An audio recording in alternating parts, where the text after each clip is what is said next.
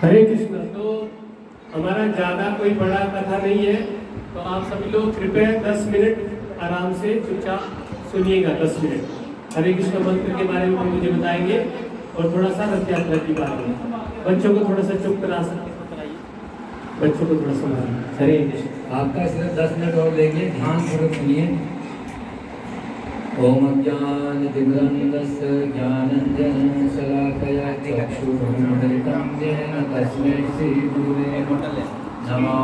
विष्णुपादाय कृष्णपृष्ठाय भूतले प्रभुपादगामिने श्रीसुगतगामिने सदा नयनशीलविश्वभराय सर्वजीवविपालये गुरुशिक्षा सदाचार कारकाय नमस्ते। नमः विष्णुपादाय कृष्णवेदान्त स्वामिने नामिने नमस्ते सारस्वते देवे गौरवाणी प्रचारिणे निर्विशेष शून्यवादी पाश्चात्यदेशपालिने। हरे।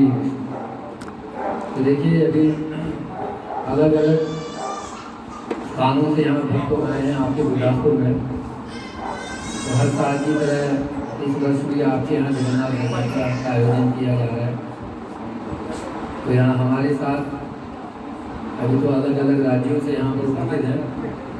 कल को आप देखेंगे कि अलग अलग देश विदेश से भी काफ़ी भक्त लोग आए हैं। तो ये आप में से कितने लोगों ने चैतन्य महाप्रभु का नाम सुना है? सुना है चैतन्य महाप्रभु? जिस समय यहाँ पर गुरु नानक देव जी हुए थे 500 साल पहले, उसी दौरान 500 साल पहले बंगाल में श्री चैतन्य महाप्रभु हुए।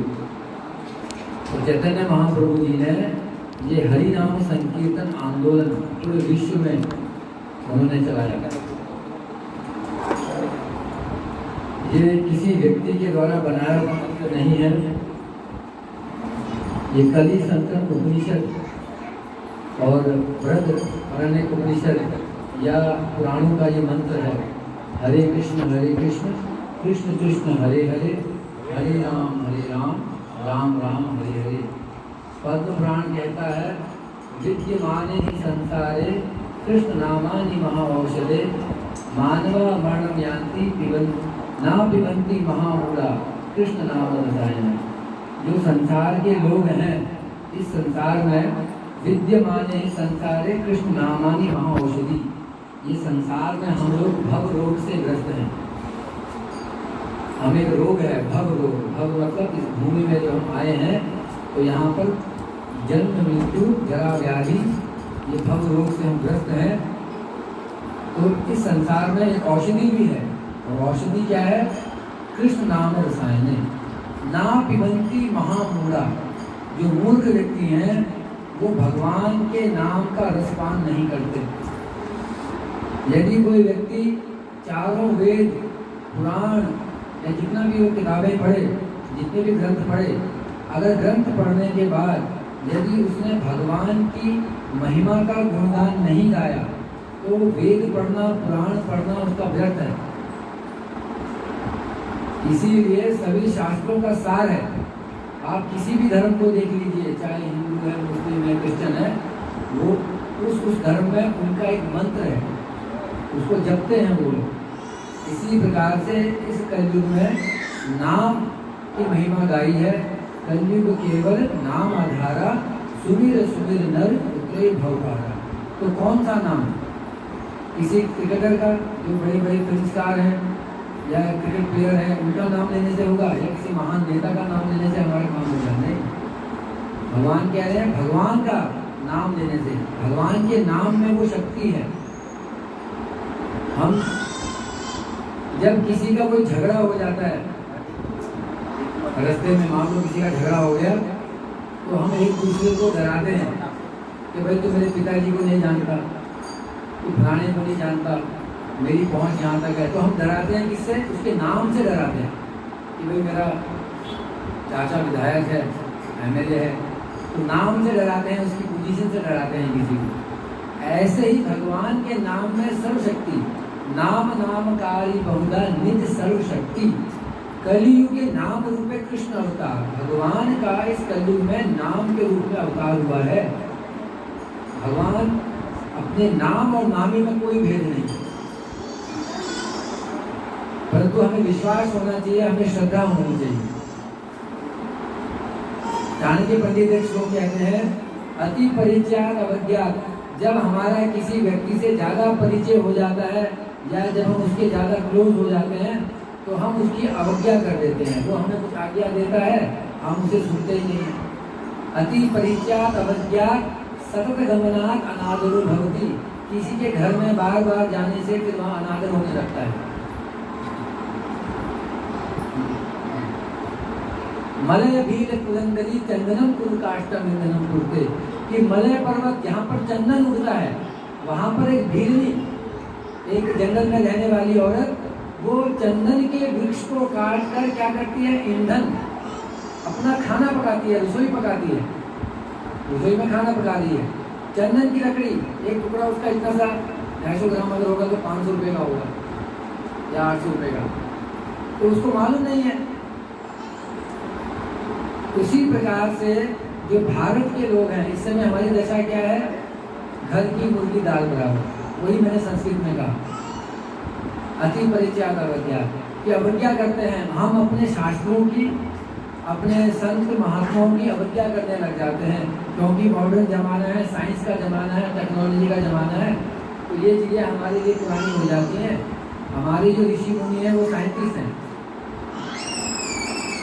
तो उनकी हम अवज्ञा करते हैं। और अभी हमारा विश्वास हमारे ग्रंथों से हटकर, हमारे संत महापुरुषों से हटकर हमारा विश्वास अभी साइंस के ऊपर है, विज्ञान के ऊपर है। विज्ञान ने बहुत उन्नति कर ली है, परंतु हमने देखा, क्या देखा, 2020 में या 21 में जब कोविड आया तो साइंस जो कहता था हम ये कर देंगे, वो कर देंगे, चांद में घर बनाएंगे, सब ठप हो गया।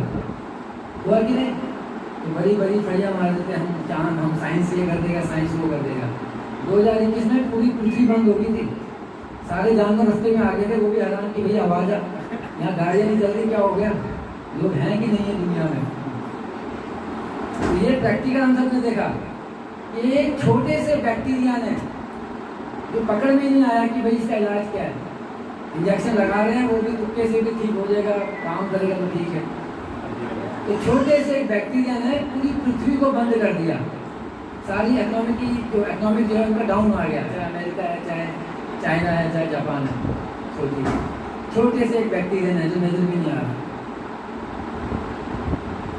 तो इसलिए शास्त्र कहते हैं कि हमारा जो आधार है, हमें जो सहारा लेना है, वो सहारा किसका लेना है, केवल नाम का, भगवान के नाम का। आप सभी जानते हैं, ये प्रसंग सभी ने महाभारत देखा है कि द्रौपदी के 5 पति, 5 पति भी कौन है, देवताओं के अंश हैं, पावरफुल, कमजोर आदमी नहीं है, बहुत ही महान ताकतवर, धनुधारी अर्जुन, गांडीधारी अर्जुन और जो गदाधारी भीम, इतने पावरफुल उनके पति हैं। तो उस सभा में जब द्रौपदी को नग्न किया जा रहा था तो ये 5 पति वहाँ बैठे थे, और साथ में धर्म गुरु भीष्म पितामह, द्रोणाचार्य, कृपाचार्य जैसे गुरु भी वहाँ बैठे थे। ये सब वहाँ होने के बावजूद भी मगर कोई भी उसको रोक नहीं पा रहा था, जो दुशासन करना चाह रहा था।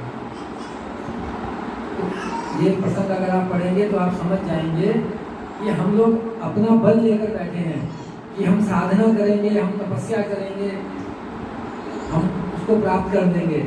किंतु द्रौपदी ने जब दोनों हाथ, जिन दोनों हाथों से वो अपनी साड़ी को रोक रही थी, जब तक वो दोनों हाथ उसने भगवान की ओर समर्पण के लिए नहीं उठाए, तो जो भगवत गीता है या भगवान का जो ज्ञान है वो हमें समर्पण सिखाता है। जब तक आपने समर्पण नहीं किया, जब तक आपको अपना एक आधार मान के बैठे हैं कि भाई मेरा जो अकाउंट में मेरा जो बैंक बैलेंस है वो मुझे बचा लेगा। तो लॉकडाउन में घटना आई थी न्यूज़पेपर में कि चाइना का एक बहुत अमीर आदमी था, उसका पैसा वैसे का वैसे ही पड़ा रहा बैंक में और वो आईसीयू में एक्सपायर हो गया। तो वो काम नहीं आता है। माना कि ये ज़रूरतें पूरी होती हैं हमारी, मगर जब जिस समय सबसे ज़्यादा ज़रूरत होती है तब कुछ काम नहीं आता। तो द्रौपदी के भी कुछ काम नहीं आया, भीम का बल काम नहीं आ रहा है, अर्जुन का गांधी काम नहीं आ रहा है, पंडितों का ब्राह्मणों का ज्ञान काम नहीं आ रहा है। केवल एक गोविंद की शरण, केवल एक भगवान की शरण। इसलिए भगवद गीता क्या सिखाती है? सर्वधर्मान परित्यज्य माम एकम शरणम। जब तक हम शरण नहीं लेंगे भगवान की, अभी हमने शरण ली है, और वैसे तो जो भारत के लोग हैं उनको ज्ञान देने की जरूरत नहीं है, सभी ज्ञानी हैं। तो हमें शरण किसकी लेनी है, ये हमें डिसाइड करना पड़ेगा, हमें चुनना पड़ेगा।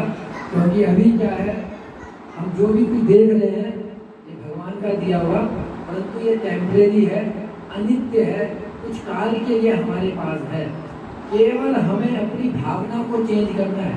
कपड़े बदलने से कोई मतलब नहीं है, अपना स्थान बदलने से कोई मतलब नहीं है। चाहे आप सन्यासी हो, चाहे आप ग्रस्त हो। चैतन्य महाप्रभु कहते हैं, गृह थाको बने थाको सदा हरि बोले डाको।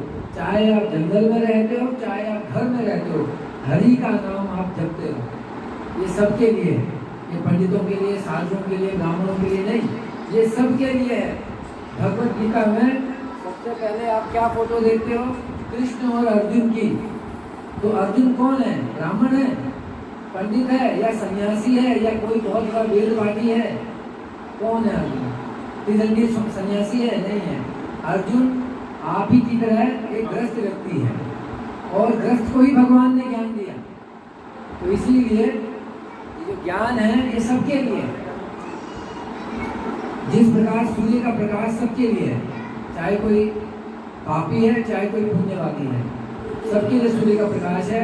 इसी प्रकार भगवान का जो ज्ञान है, भगवान की जो कृपा है, वो सबके लिए बराबर है। अब चक्कर क्या है कि हमें लेने के लिए उनकी शरण में जाना पड़ेगा। जिस प्रकार से स्कूल सब जगह अवेलेबल है, मगर बच्चे को स्कूल भेजने का काम हमारा है, उसी प्रकार से हमें भगवान की शरण में जाना पड़ेगा, भगवान के नाम का सहारा लेना पड़ेगा। अब आपने देखा, ये प्रैक्टिकल आपने देखा अभी कि भक्त लोग कितने आनंदित हैं, भगवान का नाम लेकर सब नृत्य कर रहे हैं, आनंद मना रहे हैं। यही एक सहारा है, वो जानते हैं यही एक सहारा है। बाकी सब जगह लफड़ा है, सब जगह प्रॉब्लम है, सब जगह टेंशन है। कहीं भी अगर हम जाएं, केवल भगवान के कीर्तन में सब एक हो जाते हैं। चाहे मंदिर हो, चाहे घर हो, चाहे कोई सोसाइटी हो, सब जगह कुछ ना कुछ प्रॉब्लम है। परंतु जहाँ भगवान के नाम का कीर्तन में आप आ जाते हैं, तो सारे दुख कष्ट, आपकी टेंशन, चाहे कुछ समय के लिए क्यों ना हो, दूर हो जाती है। तो इसीलिए भगवान का नाम का गुणगान हमने गाया, तो ये सार है, ये सभी शास्त्रों का निचोड़ है। तो ज़्यादा पढ़ने की ज़्यादा जरूरत नहीं है, केवल भगवान का जो नाम है ये सार है। इसी में सब कुछ छिपा हुआ है, नाम रूप गुण लीला धाम सब कुछ छिपा हुआ है। वाल्मीकि जी ने राम को नहीं देखा, केवल राम मरा मरा मरा मरा मरा मरा राम राम राम राम बन गया। और राम राम राम मतलब नाम लिया, नाम के पीछे पीछे नाम ही आया, बाद में राम का दर्शन किया। तो नाम रूप गुण लीला धाम ये सब प्रकट हो जाएगा अगर आप भगवान के नाम की शरण लेते हैं। नाम चिंतामणि, भगवान का नाम, जैसे हमने सुना है कि पारसमणि होती है, देखा तो पता नहीं, देखा किसने पारसमणि? अगर लोहे को टच कर दो तो लोहा सोना बना दे, परंतु वो सोना आगे टच करेंगे तो सोना नहीं बनेगा। केवल पारसमणि जिस लोहे को टच कर दे वो सोना बन जाए। परंतु भगवान का नाम चिंतामणि है। चिंतामणि ऐसा है कि जो व्यक्ति भगवान का नाम लेता है वो भगवान के, जैसे भगवान आनंद में है तो हम भी आनंद में हो जाते हैं, और वो जिसको आगे भक्ति देते हैं वो भी आनंद में हो जाता है, और वो आगे जिसको भक्ति देते हैं वो भी आनंद में हो जाता है। तो ऐसे भगवान के नाम का प्रताप है। और आपके सामने उदाहरण है, लोग अपने घरों में मंगलवार को सुंदरकांड का पाठ पढ़ते हैं। क्या पढ़ते हैं? उसमें दोहा तो पढ़ते हैं, वो लोग फटाफट 3 घंटे में खत्म कर देते हैं। उसका अनुवाद पढ़ते हैं कि नहीं पढ़ते हैं मुझे पता नहीं, उसका अनुवाद पढ़िए, उसमें पूरे सुंदरकांड में भगवान के नाम की महिमा है। अब वैज्ञानिक तौर पर सोने में आग नहीं लग सकती, सोने को जलाओगे सोना पिघल जाएगा, आग नहीं लग सकती। तो सोने की लंका में आग कैसे लग गई? कैसे आग लगाती हनुमान ने? ये तो कहानी, ये तो गलत है, गलत है, ऐसा बोला है किसी ने। तो अभी क्या बोला, विद्यमान ही संसारे कृष्ण नामानी महाऔषधे ना पिबंती महामूढ़ा कृष्ण नाम रसायन। रसायन मतलब केमिकल। ये जो भगवान का नाम है ना, राम कृष्ण गोविंद गोपाल, भगवान का नाम एक प्रकार का केमिकल है। केमिकल से रसायन, रसायन केमिकल से केमिकल डाल दिया। हाँ, अब हाँ, तो नाम का केमिकल डाला, कहाँ लिखा ये? कौन बताएगा? ये स्वयं हनुमान चालीसा में लिखा है। याद है किसको लाइन? राम रसायन तुमरे पासा सदा रहो रघुपति के दासा। कौन सा रसायन है हनुमान जी के पास? राम नाम का केमिकल। वो डाला वहां, नहीं तो आग नहीं लग सकती सोने में, सोना तो पिघल जाता है। भगवान की भक्ति और भक्त, ये तीनों ही अचिंत्य हैं। ये तीनों अचिंत्य हैं, आप इनको सीमित नहीं कर सकते। प्रैक्टिकली संसार में देखेंगे तो सोने में आग नहीं लग सकती, मगर आप कहेंगे तो ये तो गप लिख दी भैया। वो तो कह रहे हैं हनुमान चालीसा में, तुलसीदास जी लिख रहे हैं कि हनुमान जी के पास एक केमिकल है, राम रसायन तुमरे पासा सदा रहो रघुपति के दासा। आपके पास एक हनुमान के पास राम नाम का केमिकल। वो सुंदरकांड में पूरा राम नाम की महिमा। राम जी बोल रहे हैं मैंने सीता का पता करने भेजा था, आग लगाने के बाद सुंदर भेजा था मैंने। फिर मैंने कहा कि जाके आग लगाओ, तो हनुमान जी बोलते भैया मैंने आग नहीं लगाई, आपने आग लगाई। आपके नाम ने आग लगाई, तो आप में और आपके नाम में कोई अंतर ही नहीं है, आपने आग लगाई। मैं तो बस आपका सेवक हूँ, मैं तो पता ही करने गया था वहां। तो भगवान की जो लीला है, जहां भगवान का नाम आएगा वहां भक्तों का नाम आएगा, जहां भक्तों का नाम आएगा वहां भगवान का नाम आएगा। भक्त भगवान दोनों एक ही हैं, एक हैं भी एक नहीं है, ये अलग टॉपिक है, अचिंत्य तत्व है। तो ये भगवान के नाम की महिमा हम आपको बता रहे हैं कि कलयुग में केवल भगवान का नाम है। और जिस व्यक्ति ने भगवान के नाम का सहारा ले लिया, जैसे द्रौपदी ने भगवान के नाम का सहारा लिया, हनुमान जी ने भगवान के नाम का सहारा लेकर पूरा लंका को उजड़ा दिया। तो इस प्रकार से हम देखते हैं हमारे इस्कॉन के फाउंडर श्रील प्रभुपाद जी, हम जिस संस्था से हैं, अंतर्राष्ट्रीय कृष्ण भावना mission, international society for Krishna consciousness, 70 साल का बुद्ध, 70 साल का बूढ़ा कोई व्यक्ति अगर सड़क पार करना चाहे अकेले, वो भी दिल्ली की, तो नहीं कर सकता। परंतु प्रभुपाद जी 70 साल की उम्र में यहाँ से विदेश गए। क्या लेके गए साथ में? 40 रुपया था उनके पास, वो भी जाते जाते संन्यास ले लिया था, अपने बेटे को दे दिया। अपने साथ एक अटैची लेके गए, उसमें कुछ दलिया के पैकेट और भगवत गीता, और केवल अपने गुरु का आदेश, पूरा विश्वास था कि गुरु ने कहा है कि ये जो ज्ञान है जब तक विदेशों को नहीं दिया जाएगा तब तक भारत के लोग इसकी कोई वैल्यू नहीं समझेंगे। इसलिए मैंने कहा घर की मुर्गी दाल बराबर। तो हमारे को सब कुछ पता है, बचपन से राम कृष्ण सुनते आ रहे हैं, मतलब वैल्यू कुछ नहीं है। अब आज जाके देखिए हरिद्वार में, वृंदावन में, मायापुर में विदेशी लोग धोती पहन रहे, साड़ी पहन रहे, तिलक लगा रहे, उनके बच्चे गुरुकुल में पढ़ रहे हैं। क्यों भाई? उनके देश में कमी है क्या पैसे की? डॉलर बढ़ा है या रुपया बढ़ा है? यहाँ से विदेश कनाडा कौन जा रहे हैं? यहाँ से सब लोग डॉलर बढ़ा है, रुपया बढ़ा है? डॉलर बढ़ा है ना, तो लोग डॉलर के लिए जा रहे हैं वहाँ। तो ये विदेशी लोग वहाँ से यहाँ क्या करने आ रहे हैं? क्यों आते हैं? क्योंकि भारत एक ऐसा देश है जो अध्यात्म का सर्वश्रेष्ठ गुरु है, उसी की तलाश में। शांति कहीं नहीं है, पैसा उनके पास, सुंदरता उनके पास, टेक्नोलॉजी उनके पास, मन की शांति नहीं है। हर चौथा आदमी सुसाइड कर रहा है, हर तीसरा आदमी मनोवैज्ञानिक के पास जाता है, भाई मुझे दिमाग में कुछ प्रॉब्लम है, चेक कर लूँ। इतनी टेंशन है। अभी यहाँ पर भी जैसे लॉक लगे हुए हैं, तो वहाँ पर भी आप जाएंगे, दरवाज़ा नोट करेंगे तो अंदर नहीं आ सकते। तो पहले लिखा ही जाता है बिहेवियर ऑफ डॉग, कुत्तों से सावधान। फिर वहाँ कैमरा भी लगा रहता है, दरवाजे पे माइक लगा रहता है, वो अंदर से बोलेगा हाँ भाई क्या चाहिए, कौन है, अंदर से। इतना डर है आदमी को, आदमी से डर है, कौन है भाई क्या लेने आएगा। तो ये चल रहा टाइम। तो भारत में भी ऐसा नहीं है, इतना मतलब इतना डर नहीं है। हम सब आपके घर में आगे देखें। तो टाइम बहुत चला है, तो आप सबका बहुत बहुत स्वागत है। हर वर्ष की तरह इस वर्ष भी 14 तारीख को, क्या शनिवार, सैटरडे शनिवार को रथ यात्रा है। कृष्ण मंदिर से होते हुए कृष्ण मंदिर में ही समापन होगा। तो आप सब लोग अधिक से अधिक अपने मित्रों को, अपने पड़ोसियों को, अपने सभी को साथ में लेके आइए। और इस रथ यात्रा का उद्देश्य क्या है? इस रथ यात्रा का उद्देश्य है कि सभी को भगवान का प्रसाद और भगवान के नाम का कीर्तन और भक्तों का संग सबको प्राप्त हो। शास्त्र कहता है किताब पढ़ने से कोई भी साधु नहीं बन सकता। साधु बनने के लिए साधुओं का संग करना जरूरी है। चोर बनने के लिए चोर का संग करना पड़ेगा, शराबी बनने के लिए, जुआरी बनने के लिए उसका संग करना पड़ेगा। जैसा करेंगे संग वैसा चलेगा रंग। भक्ति भक्त संगेत पड़ जाए थे। भक्ति पैदा करने के लिए भक्तों के साथ बहुत जरूरी है। किताब पढ़ने से कोई भक्त नहीं बनता।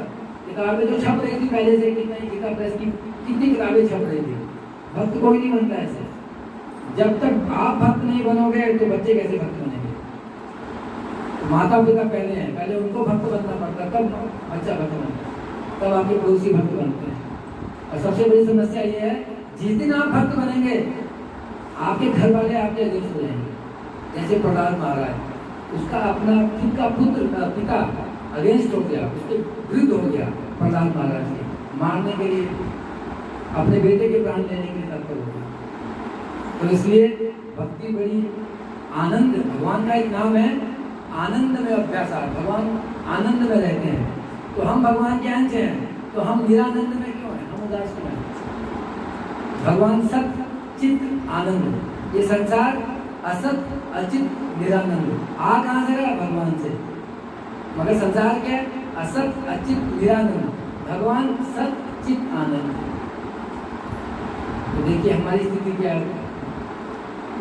तो ये हमारे ऊपर है कि हमें चुनाव करना है कि हमें कहाँ रहना है, हमें किसकी शरण में जाना है। हमारी श्रद्धा, हमारा विश्वास कहाँ पर हमें डालना है।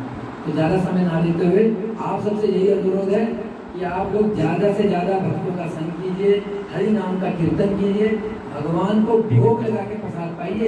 सिर्फ 3 काम मैं आपको बता के जा रहा हूँ। ये 3 काम यदि आप अपने घर में करते हैं तो आपका जीवन सफल है। नंबर 1, भगवान के नाम का जप करना है।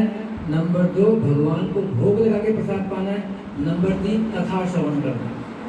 अगर नहीं पढ़ना आता तो अपने बच्चों से पढ़वाओ भगवान की लीला।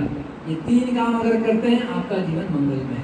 तो कुछ ज़्यादा करने का जरूरत नहीं। हरे कृष्ण हरे हरे हरे राम राम राम हरे हरे। तो प्रभु जी का बहुत बहुत धन्यवाद। गिरीश प्रभु है, करण प्रभु जी का बहुत बहुत धन्यवाद।